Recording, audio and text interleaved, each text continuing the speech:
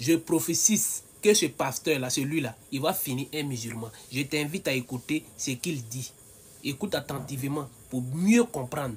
Parce que moi, c'est des choses, moi je ne lis pas. Hein. Moi, je parle de la prophétie, je parle de ce qui descend sur moi. Et je parle.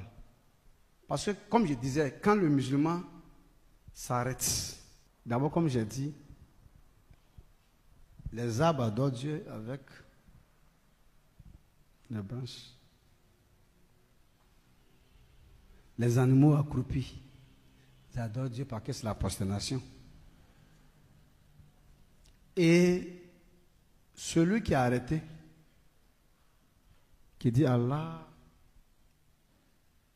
tu dois comprendre que tout peut s'arrêter, tout peut tenir debout, tout peut s'élever dans ta vie, tout peut marcher comme tu le souhaites.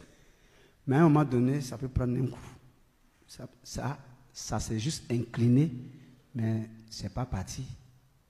Et quand c'est incliné, ça a pris un coup, ça peut encore se relever. Allah, Dieu est grand. Comme ça peut descendre. Ah, il est tombé. Comme ça peut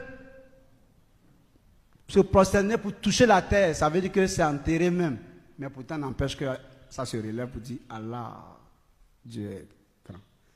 Donc que ça soit debout, incliné, prosterné, tomber à terre, quoi. Jusqu'à ce que ça touche le sol, Dieu peut toujours encore te relever.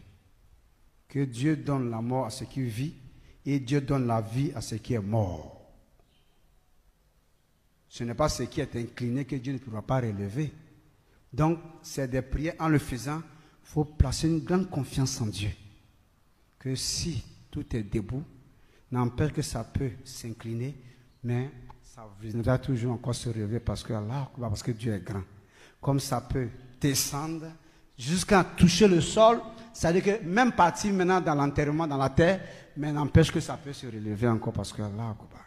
Donc, tous ces gestes-là, au moment où tu es en train de faire, avant même que tu ne tiens compte de la Fatiha, tu dois savoir que Dieu peut tout faire.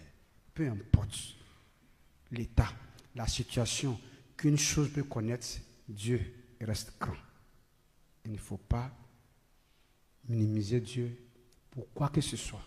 Et puis, en tant que croyant, sachez que tout ce qui vous arrive n'est rien d'autre que des épreuves. En tant que croyant, Dieu ne fait pas du mal.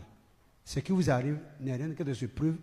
Dieu peut toujours faire le contraire de ce que vous avez vécu ou bien vous vivez, qui vous a fait vivre. Il peut toujours faire le contraire. Mais ce contraire va dépendre de la foi que sa grâce vous permettra de garder en lui. Car sans la foi, vous ne pourrez rien obtenir. Mais ne pas prendre la foi pour combattre la souveraineté de Dieu. Que chacun fasse attention. Que le nom du Seigneur soit béni.